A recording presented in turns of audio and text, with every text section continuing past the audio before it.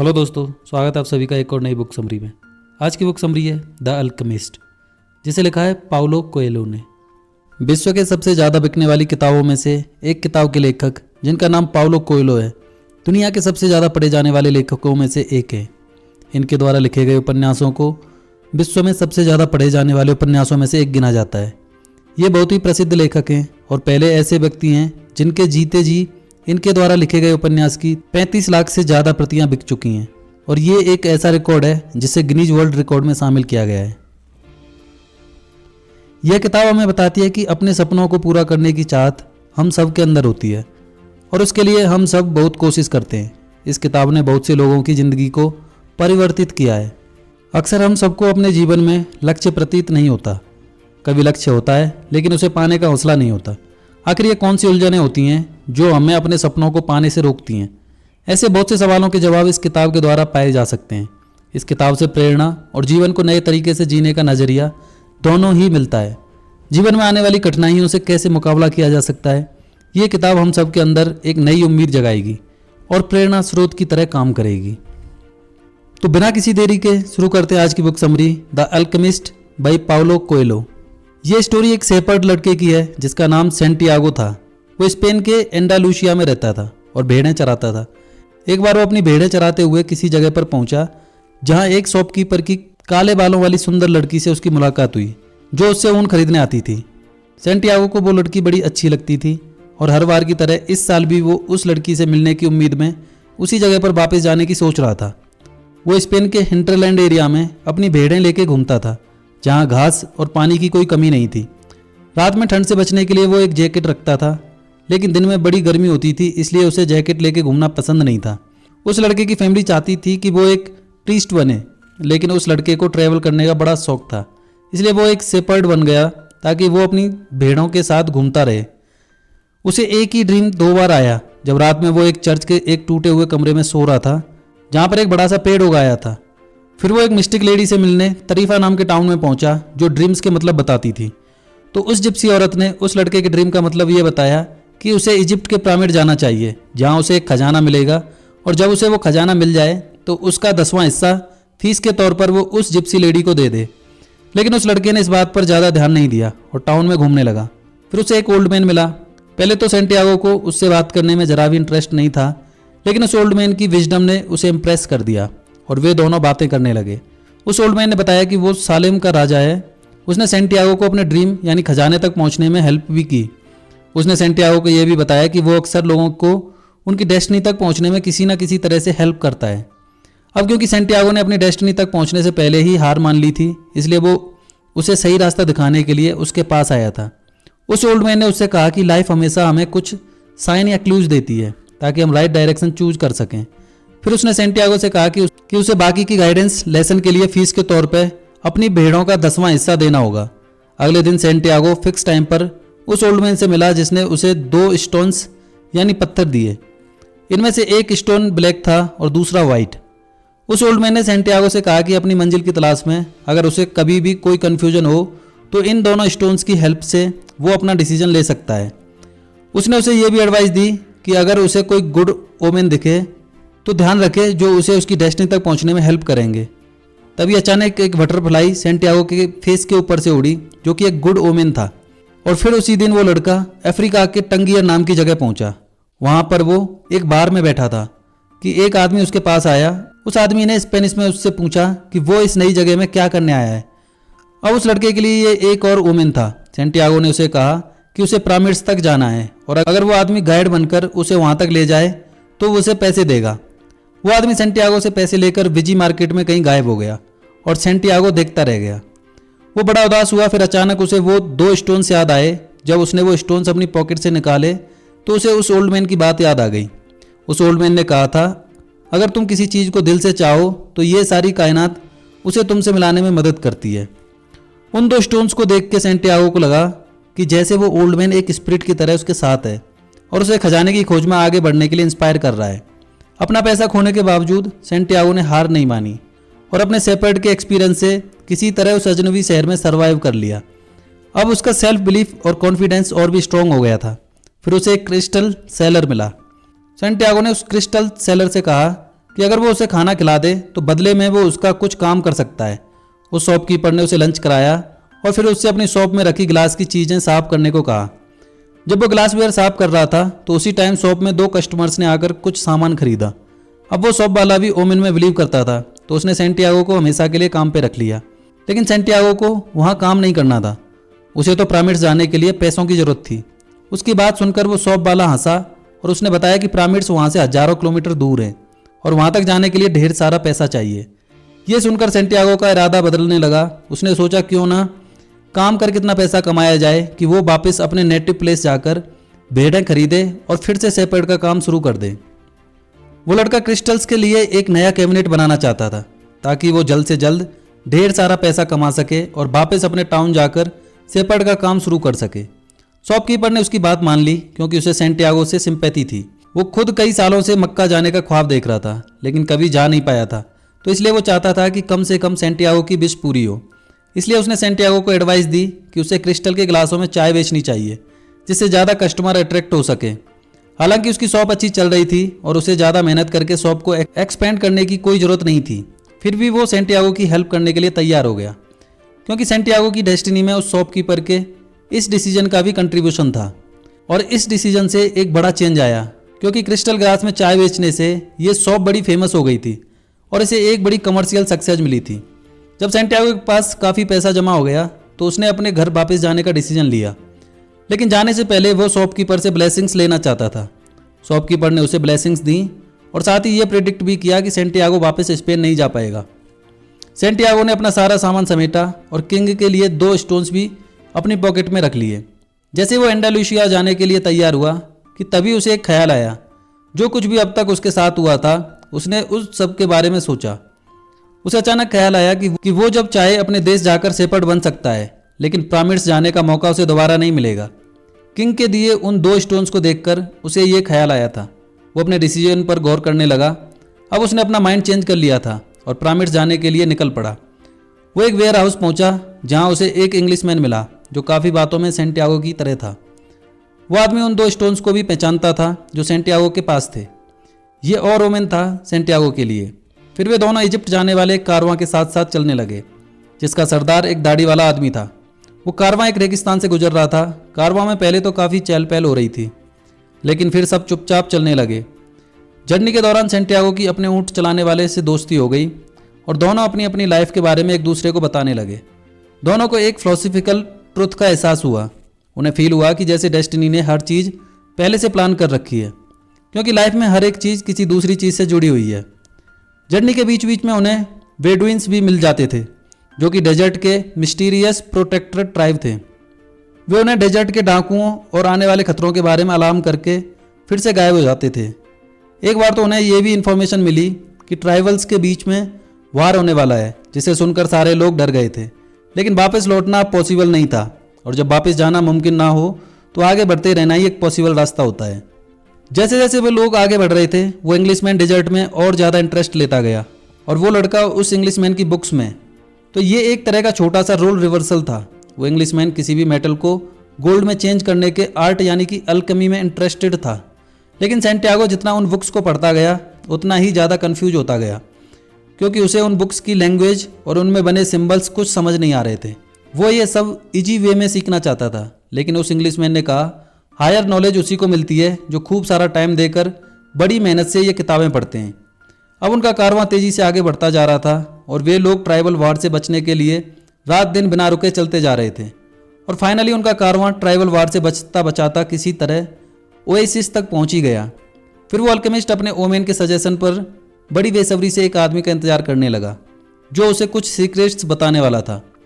अपने हथियार उतारने के बाद कारवां के लोगों को ओएसिस में ठहरने के लिए जगह मिली और फिर नेक्स्ट डे वो इंग्लिशमैन उस लड़के के साथ अल्केमिस्ट की तलाश में निकल पड़ा। वे एक कुएं के पास पहुंचे। वहां काले कपड़ों में कुछ औरतें खड़ी थी। सैंटियागो को किसी ने बताया था कि वहां मैरिड औरतों से बात करना मना है, इसलिए वे लोग वेट करते रहे। कुछ देर बाद उन्हें एक अनमैरिड औरत कुएं की तरफ आती दिखी।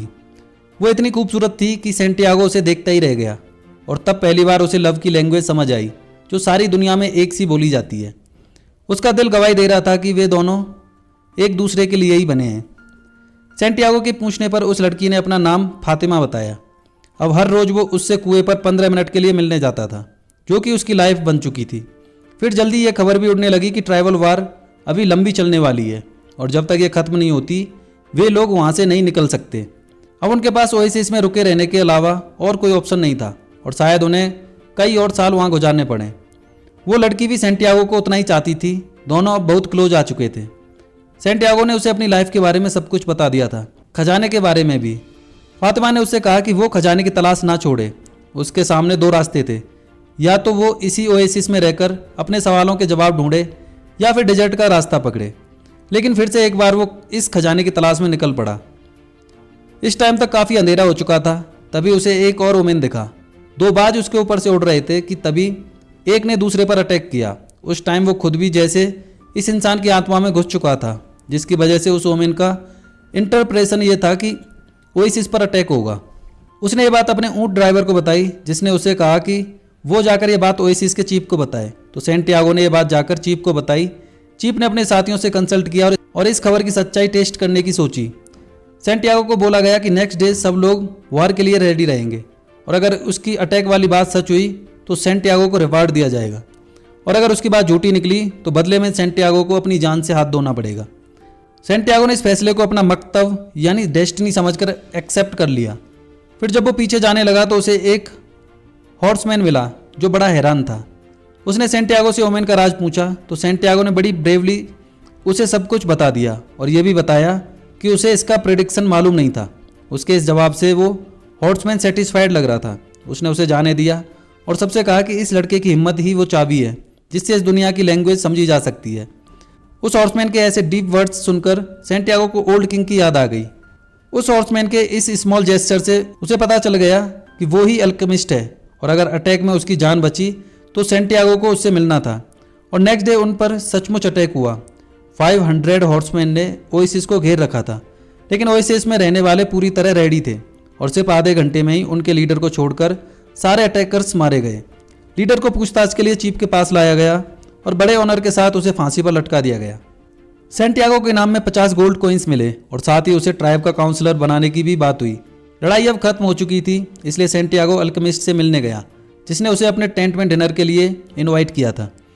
उसने सेंटियागो को खजाने की तलाश में पिरामिड जाने के लिए कहा, लेकिन जब सेंटियागो ने कहा कि उसे खजाने के तौर पर फातिमा मिल गई है तो अल्केमिस्ट ने उसकी बात काटी। उसने सेंटियागो से कहा कि उसे फातिमा पिरामिड से नहीं मिली, इसलिए वो खजाना नहीं हो सकती। उसने फिर सेंटियागो को एडवाइस दी कि उसे अपने ऊँट बेचकर एक घोड़ा लेना चाहिए, क्योंकि वो ज़्यादा डिपेंडेबल रहेगा। नेक्स्ट नाइट वे दोनों एक साथ सफ़र पर निकल पड़े।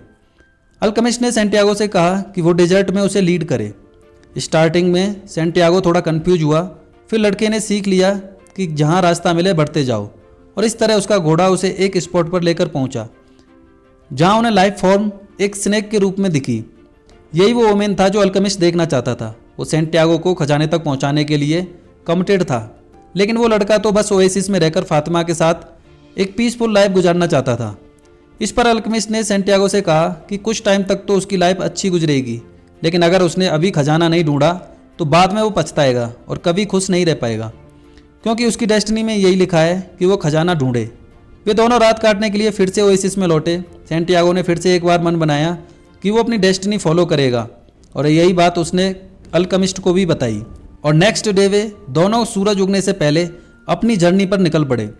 वे डेजर्ट में घूमते रहे। फातिमा की जुदाई में सेंटियागो का दिल भारी हो रहा था। अल्केमिस्ट ने उससे कहा कि वो पुरानी बातें भूलकर आगे बढ़े।